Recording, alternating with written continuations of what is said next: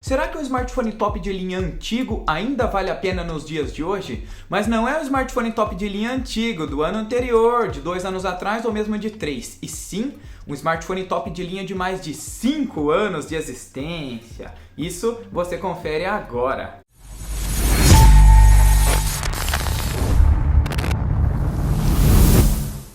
E aí, cibernéticos, como é que vocês estão? Eu sou o Guilherme, estamos aqui começando mais um vídeo. Dessa vez eu trouxe novamente o glorioso Samsung Galaxy S6, lançado lá em 2015 pela Samsung, porém vocês podem incluir outros modelos top de linha dos anos anteriores, como o Moto Z, ou mesmo o iPhone 6S, dentre diversos outros. E aí já fica um pouco complicado, né? E não vamos forçar tanto assim a barra, descer lá para o Galaxy S5, S4, porque 5 anos já é bastante tempo no mundo da tecnologia móvel, e um simples smartphone intermediário nos dias de hoje, na maioria dos casos, mais de 95% já é superior do que o Galaxy S6 ou mesmo outros aparelhos aí, né? Porém, ele tem sim as suas vantagens e algumas características bem interessantes. Porém, é lógico que ele leva também os seus contras, começando com um aqui, que é a sua interface lenta e pesado. Isso não se aplica somente para Samsung, se aplica também para Motorola, Asus, LG, Sony. A maioria das interfaces antigas das empresas, tirando a Apple,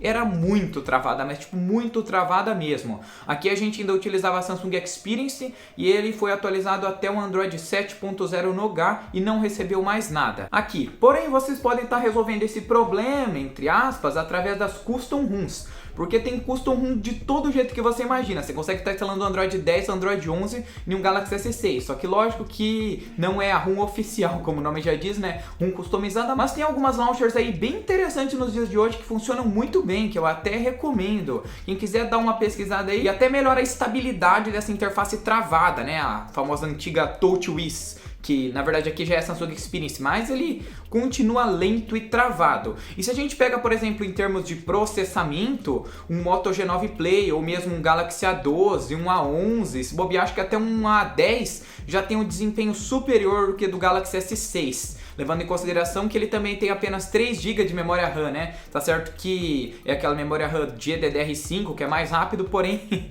isso daqui não ajuda muito não, né? Eu acho que se pegar em comparação com o hardware bruto mesmo, somente a parte do hardware ele consegue sim ser superior do que esses smartphones aí que eu falei, como o Moto G9, Galaxy A10, A11, porém no conjunto geral o software pega muito, né? Porque ele não faz uma junção muito boa, fica muito pesado e travando, então não adiantava muita coisa você ter um processador top de linha, sendo que o software era uma carroça, né? Daí o celular não ia conseguir se comportar bem e não ia entregar um desempenho bom final para o usuário, né? Infelizmente. Tirando isso, outra coisa também que era bem comum na época, na verdade era um padrão, é esse design antigo, na proporção de tela 16:9 com bastante bordas e também com os botões físicos aqui embaixo.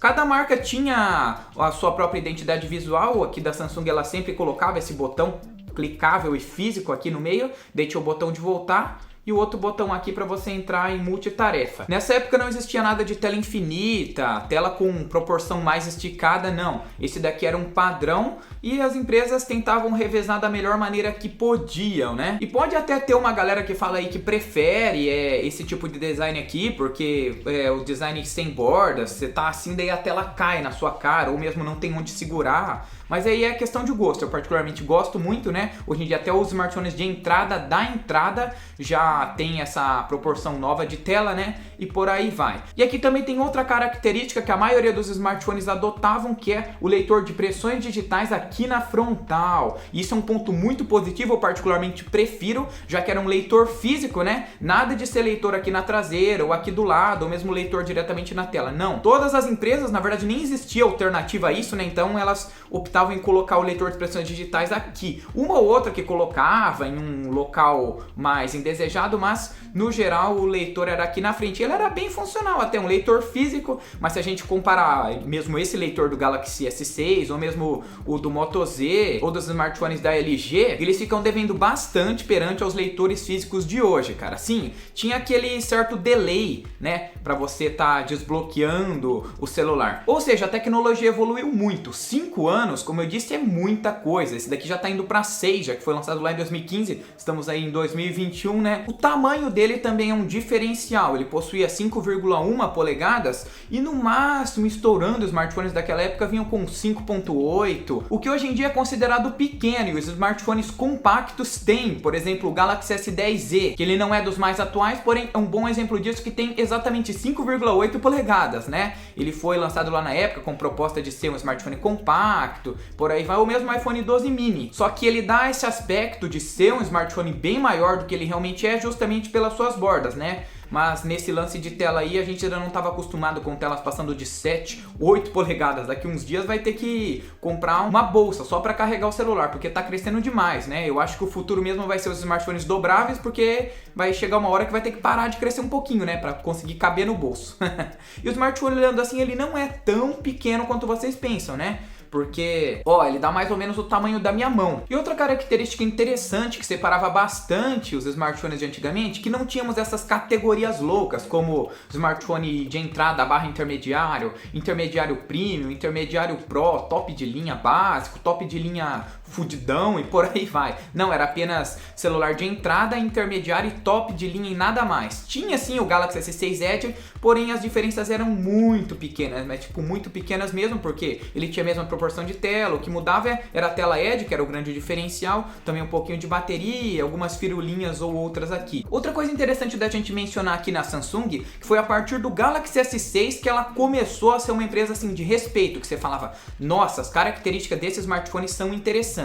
Porque aqui nos seus smartphones top de linha ela começou a aderir um design melhor, um design premium de metal e vidro na traseira, que é melhor do que muitos smartphones intermediários e até alguns tops de linha de hoje, né? Então isso daí pelo menos é uma vantagem que se manteve mais. O Galaxy S5 anterior ele tinha o acabamento de plástico, a bateria era removível e por aí vai, né? Ele veio com um hardware bem competente para a sua época, uma câmera também top de linha que até nos dias de hoje ela é boa. Vinha também com diversos sensores ou mesmo aqueles gestos da interface da Samsung, você podia tirar um print assim, que vem desde as antigas lá, hoje em dia ela retirou porque eram algumas coisas também meio desnecessárias, né? Algumas coisas que você nem ia usar no smartphone direito, mas ele tinha aqui, ó, leitor de batimentos cardíacos, você colocava e tinha um monte de coisa mesmo. Mas todas essas coisas aí que eu falei, tipo hardware, câmera, desempenho, armazenamento, eles já foram facilmente superados pelos smartphones intermediários de hoje. Os de entrada também, né? Mas os de entrada, alguns aí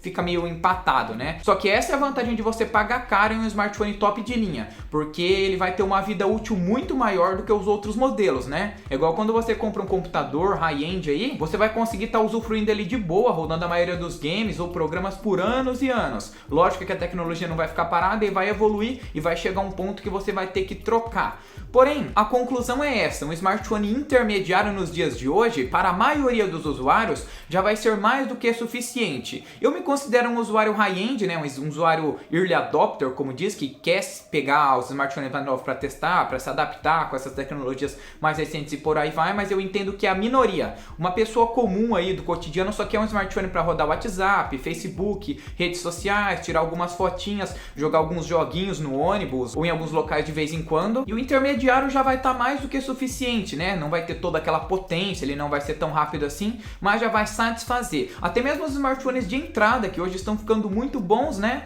Porém, ainda não tá no ideal, assim. Eu acho que tem que ser pelo menos um intermediário para cumprir essa proposta aqui e se equiparar aos smartphones top de linha antigos. Mas, então é isso. Eu espero que vocês tenham gostado. Se eu te ajudei, deixa aí embaixo. Se inscreve para fortalecer o canal e nos vemos em um próximo vídeo. Abraços, até a próxima. Valeu e fui!